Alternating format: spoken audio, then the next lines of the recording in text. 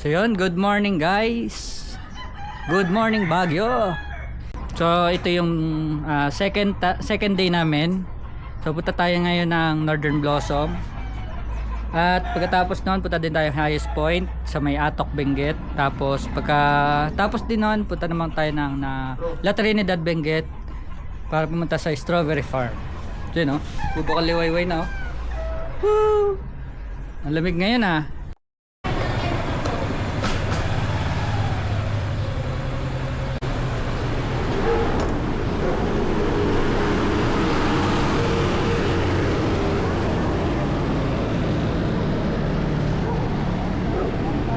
Yo, papunta na kami sa Atok Benguet. Let's go! Yee!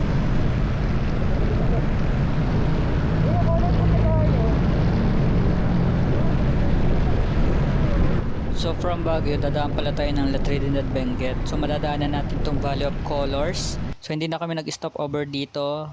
Kinuha ko na lang siya sa video.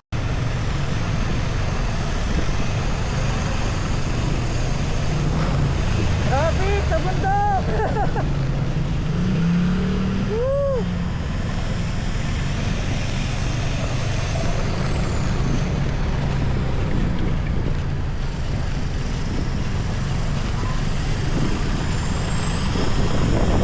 So this time guys, binabakbak na namin yung daan papunta ng Atok Benguet galing Baguio.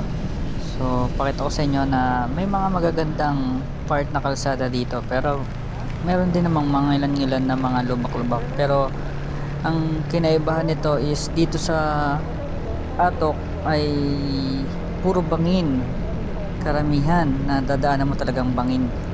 Tapos naranasan pa namin sa may La Trinidad Benguet ay napaka-traffic, as in parang sa Baguio, pero na-experience namin mas traffic dun sa La Trinidad. So kung sa Maynila ang traffic is okay lang kasi pantay ka samantalang doon paangat ka or palusong ang traffic dahil more on ang daan is akyat baba. So diretso na kami guys dito. Pero kahit gano'n na nakakatakot yung daan dahil bangin yung nasa gilid mo, ay iba pa rin yung feeling na nakakapasyal ka dito sa Cordillera Valley dahil ang ganda ng tanawin. Worth it na worth it talaga yung pagod, puyat at yung gastos mo sa pagpunta dito dahil napakaganda po ng tanawin ng bulubundukin ng Cordillera dito sa may parting Benguet.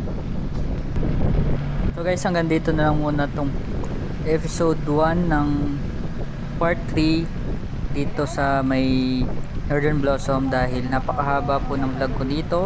Kailangan kong putulin. So bago pala po kayo makapasok sa Northern Blossom, kailangan nyo mag-register dun sa tourism office. Kailangan nyo din magbayad ng environmental fee. Hindi ko lang matandaan kung magkano dahil sila ni na misis ang nag-asikaso ng environmental fee namin. Okay. Kita kayo yan. Hindi, kita yun kahit ano.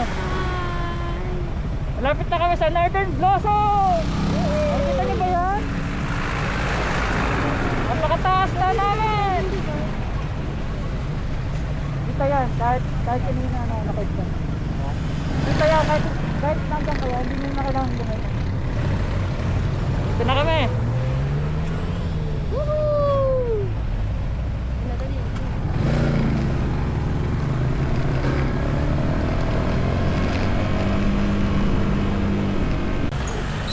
So yun guys, nandito na kami sa may Northern Blossom sa Atok. So before pala pumunta doon sa mismo Northern Blossom, kailangan mo magpa-register. Katabi siya ng police station para sa tourist registration and environmental fee. Bago pumunta doon sa mismo Northern Blossom, papa-register mo na to.